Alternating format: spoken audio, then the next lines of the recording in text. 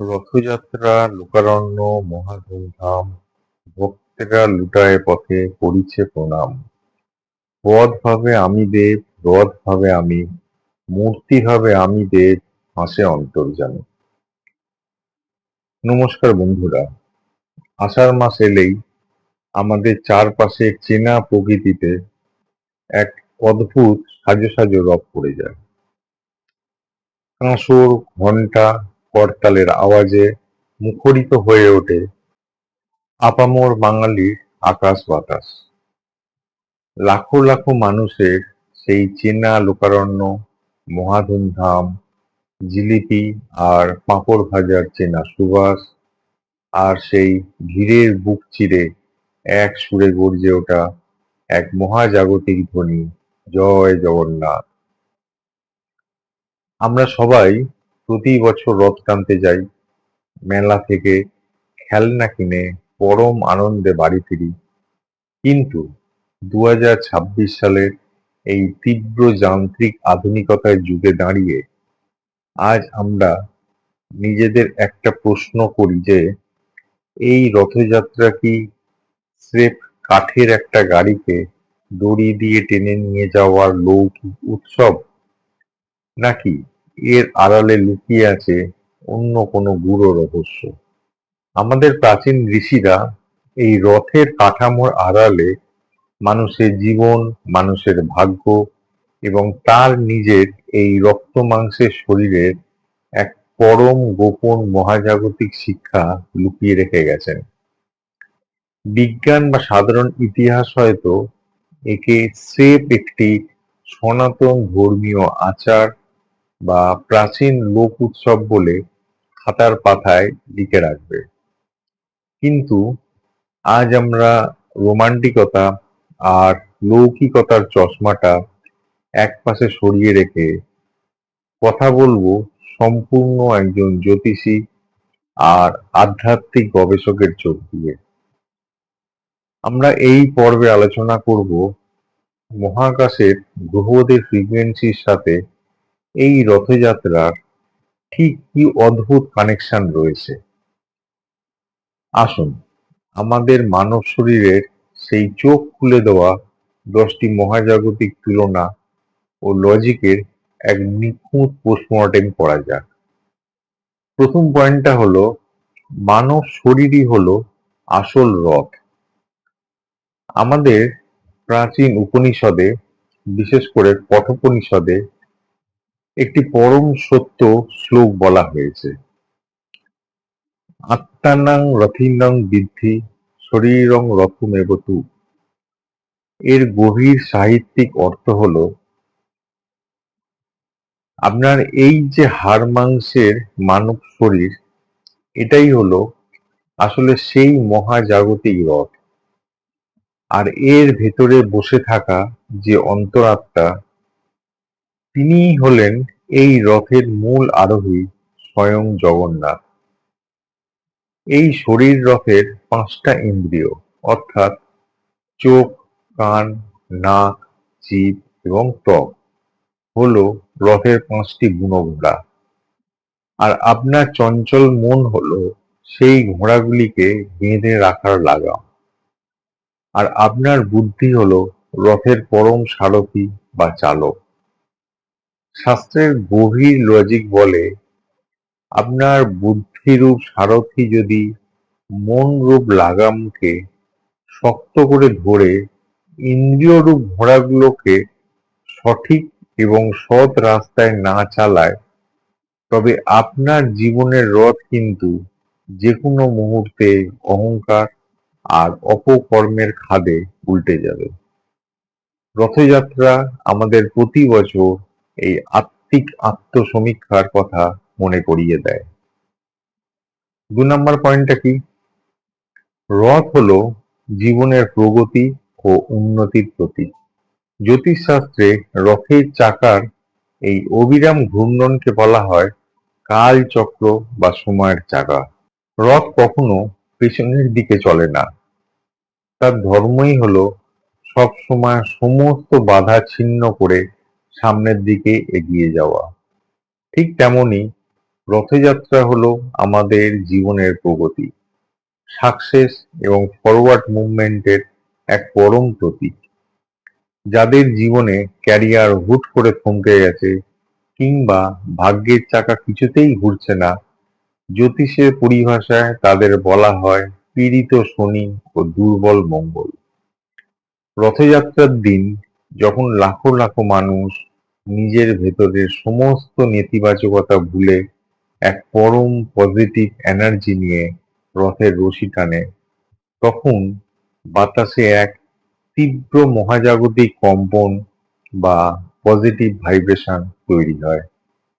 এই পবিত্র তিথিতে রথের চাকার গতিশীলতা দর্শন করলে মানুষের ভেতরের অলসতা আর মেন্টাল ব্লকেজ কেটে যায় এবং থমকে যাওয়া ভাগ্যের চাকাও আবার ঘড়ঘড় করে সামনের দিকে ছুটতে শুরু করে।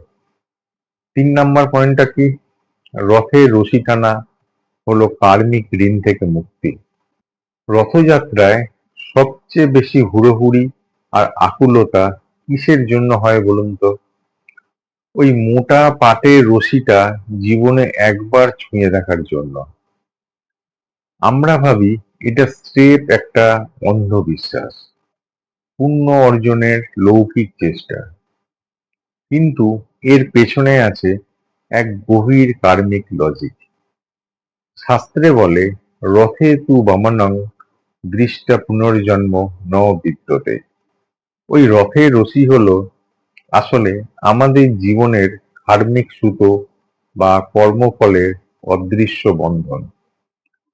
আপনি যখন আপনার সমস্ত জাগতিক অহংকার, রাগ আর ইগো ভুলে ওই লাখো মানুষের ভিড়ে নিজেকে সঁপে দিয়ে জগন্নাথের রশি টানছেন, তখন আপনার কুষ্ঠির নবম ভাব অর্থাৎ ভাগ্যস্থান এবং দ্বাদশ ভাব অর্থাৎ মোক্ষের ঘর সক্রিয় হয়ে ওঠে। ঈশ্বরের চরণে নিজেকে বিলীন করে দেওয়ার এই যে চরম আকুলতা, এটা মানুষের বহু জন্মের পুঞ্জীভূত নেতিবাচক কর্মফল বা কার্মিক ঋণকে এক ঝটকায় ধুয়ে মুছে সাফ করে দেয়। এবার আসি ৪ নাম্বার পয়েন্টে। জগন্নাথ, বলরাম ও সুভদ্রা ত্রিগুণের মহাজাগতিক খেলা।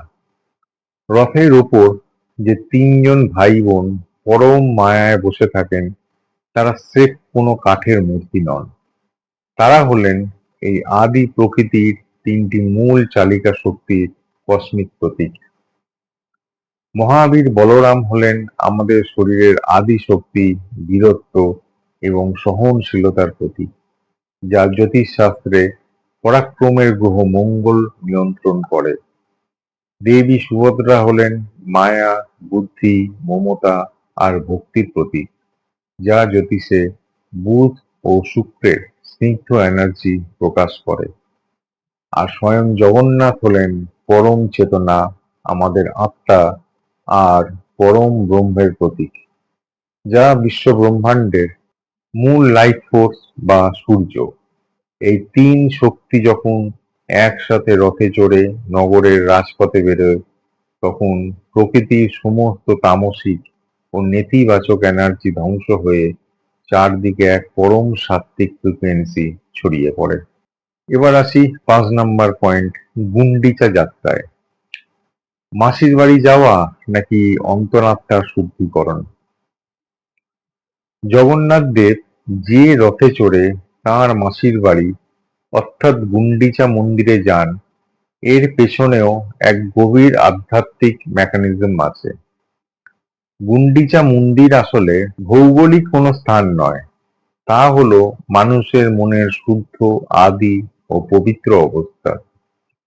আমাদের অবচেতন মন যখন জগতের নানা নোংরা চিন্তা, লোভ, লালসা কিংবা মায়ার কৃত্রিম আসক্তিতে কলুষিত হয়ে যায়, যা জ্যোতিষে রাহু নিয়ন্ত্রণ করে, তখন জগন্নাথরূপী আত্মা রথে চড়ে সেই মনকে আবার পবিত্র ও শুদ্ধ করার জন্য এক অন্তর্মুখী যাত্রা শুরু করেন।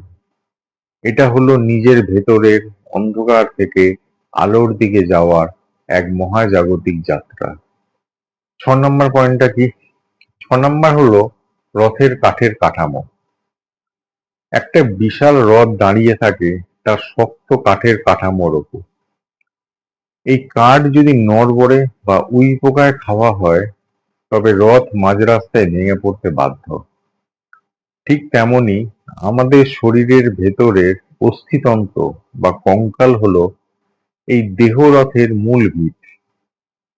জ্যোতিষশাস্ত্রে হাড় ও কাঠামোর কারক গ্রহ হলেন শনি। শনি যেমন রথের মজবুত নিম বা ফাঁসি কাঠকে স্থায়িত্ব দেয়, তেমনি আমাদের শরীরের হাড়ের শক্তিকেও ধরে রাখে। রথযাত্রা আমাদের শেখায় যে জীবনের ভিত বা শৃঙ্খলা যত মজবুত হবে, আপনার জীবনের রথ ততটাই দীর্ঘস্থায়ী এবং সুরক্ষিত হবে। এবার 7 নম্বর পয়েন্টে আসি। 7 নম্বর পয়েন্ট হচ্ছে রথের চাকা। একটি রথ তখনই সচল হয় যখন তার চাকাগুলো ঘোরে। চাকা থমকে যাওয়া মানেই রথের মৃত্যু। আমাদের মানব শরীরে এই চাকার মতো অনবরত কোন অঙ্গগুলো জীবনের প্রথম সেকেন্ড থেকে শেষ সেকেন্ড পর্যন্ত কাজ করে চলেছে? আমাদের হৃৎপিণ্ড আর ফুসফুস। ফুসফুসের অনবরত শ্বাস নেওয়া আর ছাড়া হলো ঠিক চাকার আবর্তনের মতো। এই অনবরত চলা এবং বাতাসের আদান প্রদানকে নিয়ন্ত্রণ করে বুধ আর চন্দ্রের বায়ুতত্ত্ব। হৃদস্পন্দন সচল রাখাই যেমন প্রাণের লক্ষণ, রথের চাকা সচল রাখাও তেমনি উৎসবের প্রাণ। এবার আসি 8 নম্বর পয়েন্ট, রথের চূড়া বা ধ্বজা। রথের একদম ওপরে থাকে তার উজ্জ্বল চূড়া, দণ্ড এবং পতাকা বা ধ্বজা। দূর থেকে মানুষ রথের চাকা দেখতে পায় না, কিন্তু ওই উঁচুতে থাকা চূড়া আর পতাকা দেখেই দূর থেকে প্রণাম করে। আমাদের মানব শরীরেও ঠিক এই রথের চূড়ার মতো একটা অংশ আছে। তা হলো আমাদের মাথার তালু বা সহস্রার চক্র। এই অংশটি সরাসরি বিশ্বব্রহ্মাণ্ডের পরম শক্তি বা সূর্য ও বৃহস্পতির কসমিক এনার্জিকে ক্যাচ করে। রথের চূড়া যেমন আকাশের দিকে নির্দেশ করে, মানুষের চেতনার লক্ষ্য হওয়া উচিত আধ্যাত্মিকভাবে উঁচুতে ওঠা, নিচের তামসিকতায় ডুবে থাকা নয়। 9 নম্বর পয়েন্ট, রথের সাজসজ্জা। রথকে কত সুন্দর রঙিন রেশমি কাপড়, ফুল, মালা আর আলো দিয়ে সাজানো হয়। বাইরে থেকে দেখলে মনে হয় কত সুন্দর এক রাজকীয় রাজপ্রাসাদ এগিয়ে আসছে। কিন্তু মনে রাখবেন, এই সাজসজ্জা কিন্তু ক্ষণস্থায়ী। উৎসব শেষ হলেই এই মূল্যবান কাপড়, ফুল খুলে ফেলা হয়। আমাদের মানব শরীরের ক্ষেত্রেও আমাদের গায়ের চামড়া বা ত্বক, আমাদের দামি জামা কাপড়, রূপ আর বাহ্যিক অহংকারই হলো এই সাজসজ্জা। একে নিয়ন্ত্রণ করে শুক্র ও রাহুর নকল মোহ। রথ আমাদের মনে করিয়ে দেয়, বাইরের এই রঙিন সাজসজ্জা দেখে ভুলে যেও না, আসল গুরুত্ব কিন্তু ভেতরে বসে থাকা ওই জগন্নাথ রূপী আত্মার। বাইরের এই মোড়ক একদিন খুলে ফেলা হবেই। এবারে আসি 10 নম্বর এবং শেষ পয়েন্টে, রথের কাঠের গোঁজ ও বাঁধন। রথযাত্রার সবচেয়ে মস্ত বড় বৈজ্ঞানিক ও আধ্যাত্মিক রহস্য হলো এত বড় আর ভারী 3টি রথ তৈরিতে কিন্তু একটাও লোহার পেরেক বা ধাতুর তৈরি স্ক্রু ব্যবহার করা হয় না। সম্পূর্ণ রথটা দাঁড়িয়ে থাকে কাঠ দিয়ে তৈরি বিশেষ খাঁজ, কাঠের তৈরি গোঁজ এবং পাটের দড়ির প্রাকৃতিক বাঁধনের ওপর। একটুখানি ভাবুন তো, রথ চলার সময় বড় ঝাঁকুনিতে এই কাঠের গোঁজ বা বাঁধনগুলো যদি কোনোভাবে আলগা হয়ে যায়, তবে কিন্তু রথের চাকা খুলে যাবে। রথ মাঝ রাস্তায় ভেঙে চুরমার হয়ে যাবে। আমাদের মানব জীবনেও কিন্তু ঠিক এই একই মেকানিজম কাজ করে। আমাদের জীবনে এই শক্ত কাঠের গোঁজ আর বাঁধনগুলো হলো আমাদের পারিবারিক সম্পর্ক, নীতিবোধ এবং মা-বাবার দেওয়া আদি সংস্কার।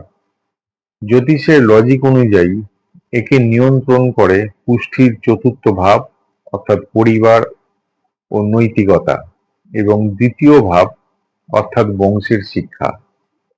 আমাদের জীবনে অর্থ বা ক্যারিয়ারের ইঁদুর দৌড়ে যতই উঁচুতে উঠি না কেন, আমাদের জীবনের এই অদৃশ্য গোঁজ অর্থাৎ আমাদের মূল্যবোধ আর মা-বাবার দেওয়া শিক্ষা যদি একবার আলগা হয়ে যায়, তবে বাইরের চাকচিক্য যতই থাকুক না কেন, সমাজের বুকে আমাদের জীবনের রথ কিন্তু টুকরো টুকরো হয়ে ভেঙে পড়তে বাধ্য।